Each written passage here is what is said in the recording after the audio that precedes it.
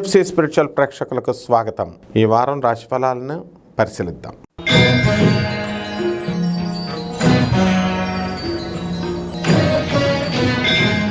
వృషభ రాశి. ఈ వృషభ రాశి వారికి మనకి ఈ వారం ఎలా ఉంది అంటే, మనకి రవి మేషరాశిలో, బుధ శుక్ర రాహు శని గ్రహాలు మీనరాశిలో, కేతువు కన్యారాశిలో, గురుడు వృషభ రాశిలో ఉన్నాడు. చేపల బిజినెస్ చేస్తున్న వాళ్ళకి చాలా బాగుంటుంది. కోల్డ్ స్టోరేజ్లు, ఎండుమిరపకాయల రేటు తగ్గిపోతుంది. ఇతరత్ర వ్యాపారాలు చేసే వాళ్ళందరికీ బాగున్నాయి. ఎలక్ట్రానిక్ షాపులు, ఎలక్ట్రికల్ షాపులు, మెకానికల్ షాపులు, వెల్డింగ్ షాపులు, వాళ్ళందరి బిజినెస్ చాలా బాగుంది. అండ్ సెల్ ఫోన్స్ అమ్మేటటువంటి వాళ్ళు, వాళ్ళ సేల్స్ సర్వీస్, కంప్యూటర్ వాళ్ళు, సాఫ్ట్వేర్ కోర్సులు అంతా చాలా బాగుందన్నమాట. ఆదాయాలు ఆకాశాన్ని అందుకుంటాయి. మీకు బ్రహ్మాండమైన సంపాదన. అలాగే ఖర్చులు కూడా చాలా ఎక్కువ ఖర్చులు ఉంటుంది.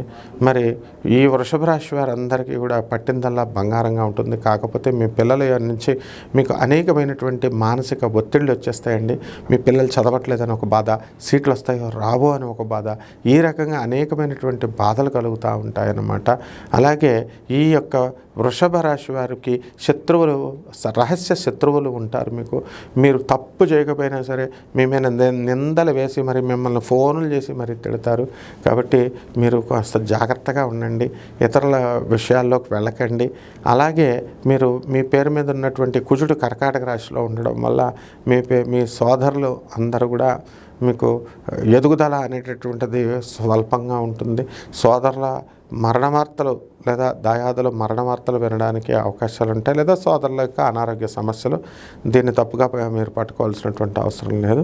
అలాగే ఈ యొక్క మీ పేరు మీద ఉన్నటువంటి భూములు కూడా పెద్ద రేట్లు రావు, అమ్ముడవుతాయి. కానీ అలాగే పోలీసు ఉద్యోగాలకి, ఆర్మీ ఉద్యోగాలకు వెళుతున్నటువంటి వాళ్ళంతా కూడా వీళ్ళకి అవకాశాలు ఉన్నాయన్నమాట. అలాగే ప్రభుత్వ ఉద్యోగాల కోసం ఎదురు చూస్తున్నటువంటి వాళ్ళంతా కూడా మీకు బ్రహ్మాండంగా ఉంటుంది. అలాగే ఇక సంపూర్ణమైనటువంటి జాతక విశేషాలు మీరు తెలుసుకోవాలనుకుంటే మేము ఫ్రీగా నాన్ కమర్షియల్ బేసిస్తో ఈ ఛానల్ తరపున జాతకాలు చెప్తాం. కాబట్టి మీరు జాగ్రత్తగా పూర్తి విశేషాలు తెలుసుకోవచ్చు. అయితే ఈ యొక్క రాశివారి మహిళలకు చాలా మనశ్శాంతి అనేటటువంటిది ఉంటుంది. అయితే ఎంతసేపు చూసినా కుటుంబంలో వాదోపవాద శక్తులు లేకుండా జాగ్రత్తగా మీరు చూసుకోండి. ఇక పరిహారాల దగ్గరికి వచ్చేసరికి మనకి ఏం చేయాలండి, కేతు జపం చేయండి, కేతు స్తోత్రాలు చదవండి. కేతువుకి కిలోంపావు ఉలవల్ని, ఆవుపేడ రంగు ఉన్నటువంటి వస్త్రాలను కానీ, లేదా ఈ యొక్క మల్టీ కలర్డ్ వస్త్రాలు అంటే అన్ని రంగులు ఉన్నటువంటి వస్త్రాల నుంచి పేద బ్రాహ్మణులకి సోమవారం నాడు ఉదయం 7 గంటలకు దానం చేసుకోండి. దశమహావిద్యలో ఒకటైనటువంటి ధూమావతి అమ్మవారి యొక్క హోమాన్ని మహిళల్లో జరిపించుకోవడం ద్వారా బ్రహ్మాండమైనటువంటి ఫలితాలు మీకు వస్తాయి. శుభమస్తు.